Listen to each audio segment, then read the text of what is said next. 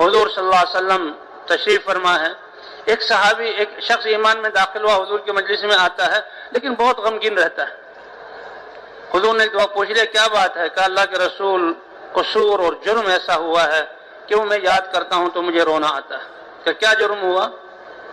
کہا میری بیوی حاملہ تھی اور ہماری عادت بیٹیوں کو زندہ قبر میں دفن کرنا، اس بری عادت کی ہم جہاں خوگر تھے، تو میں کہیں سفر میں گیا آیا تو میری بیوی کی گود میں بچہ، میں نے کہا کس کی بچی ہے؟ اس نے کہا تم گھبراؤ نہیں، یہ تو پڑوس کی ہے۔ کہا اچھا پڑوس کی ہے تو پھر رکھو، ٹھیک ہے ہمیں ایک بیٹی مل جائے گی، یہ میری نہیں ہے اس لیے میری غیرت کے خلاف کچھ نہیں۔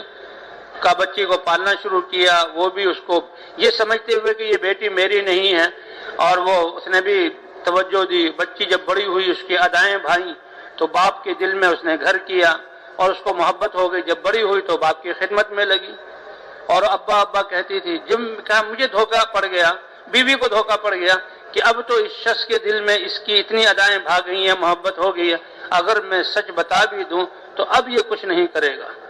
کہا اس کے بس یہ اس کی غلطی تھی وہ اس زندگی کی کہ اس نے کہا پتہ ہے یہ بچی کون ہے؟ کہا ہاں یہ فلاں کی۔ کہا نہیں یہ تمہاری بیٹی ہے۔ بس یہ سنا میرے اندر وہ درندگی جو جاہلیت کی وجہ سے تھی وہ آ گئی، وہ شیطنیت، ہاں تک کہ اس نے کہا یہ تمہاری اپنی بچی ہے۔ اور میں نے تدبیریں شروع کر دی، اور تدبیریں شروع کر کے میں نے ایک پلان بنایا اور بیوی سے کہا تاکہ اس کو احساس نہ ہو کہ اس کو کپڑے پہناؤ، اس کے بال سنوارو اور اس کو تیار کرو کہ کہاں کہ میں اس کو اس کی پھوپھی سے فلاں علاقے میں ملانا جا رہا ہوں۔ عرب بڑے ذکی ہوتے تھے، کہتے اس نے سمجھ گئی کہ اس آواز میں مجھے خون کے ٹپکنے کی آواز آ رہی ہے، احساس ہو رہا ہے۔ لیکن خاوند نے پھر لجاجت کی، کہا اچھا تم یہ میری امانت ہے، میری امانت کو ضائع نہ کرنا۔ بیٹی تیار ہوئی، وہ میرے ساتھ ہوئی، میں اس کو راستے پر لے کر چلا۔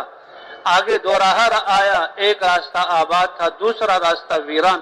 اس ویران راستے پہ لے کر چلا تو اس لڑکی کو بھی احساس ہوا کہ معاملہ کچھ گڑبڑ ہے، اور چلتے چلتے وہ ایک اندھے کنویں پر ختم ہو گیا۔ اس کنویں پر پہنچا تو اس لڑکی کو احساس ہوا لیکن ایک چھوٹی بچی ہے اور ننھی سی جان ہے، وہ کہاں بھاگ سکتی ہے، وہ میرے سامنے کھڑی ہے۔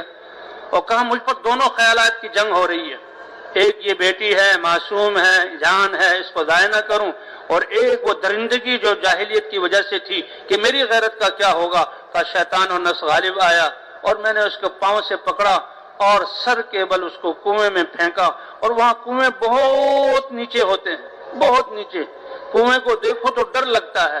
کہا وہ جا رہی ہے نیچے اور کہہ رہی ہے اے ابا تو نے میری ماں کی امانت کو ضائع کر دیا، اور وہ کنویں میں گری، اور جب تک اس کے سانس چلتے رہے وہ یہی پکارتی رہی تو نے میری ماں کی امانت کو ضائع کیا۔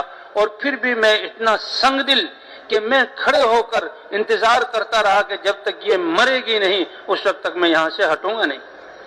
اور جب وہ آواز خاموش ہو گئی میں چلا اور دیکھا حضور کی آنکھوں سے آنسو رواں ہیں۔